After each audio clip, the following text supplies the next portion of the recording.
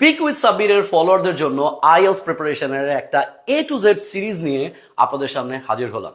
100টা video থাকবে IELTS প্রিপারেশনের এই এ টু জেড পর্যন্ত জানার জন্য।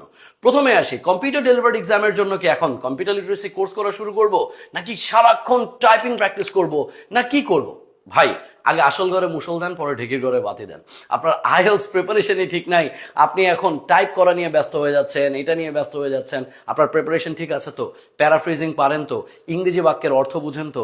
ইংরেজি শুনে বুঝেন তো? আপনার স্পিকিং এর ফ্লুয়েন্সি আছে তো? 15 মিনিট ওই স্পিকিং এক্সামের জন্য যতটুকু অনর্গল কথা বলা উচিত প্রপার টোনে, সেইটার প্র্যাকটিস করা আছে তো? রাইটিং আপনি অনর্গল লিখতে পারেন তো? যে কোনো টপিকের আইডিয়া জেনারেশন করতে পারেন তো? আপনি এক্সামিনার যা চাচ্ছে সেই ওয়াইজ কথা বলতে পারেন, লিখতে পারেন? লিসনিং এর স্পেলিং ঠিক আছে?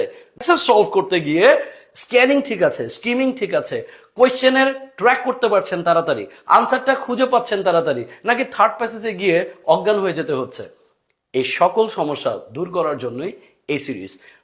স্পিকিং এর টোটাল 25টা, লিসনিং এর 25টা, রিডিং এর 25টা, রাইটিং এর 25টা, 100টা ভিডিও পাবেন।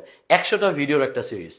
যারা যারা ভিডিওটি দেখছেন, আপনার বন্ধুকে এই পেজটা লাইক দিয়ে রাখতে বলেন, ফলো দিয়ে রাখতে বলেন, শেয়ার করে দেন।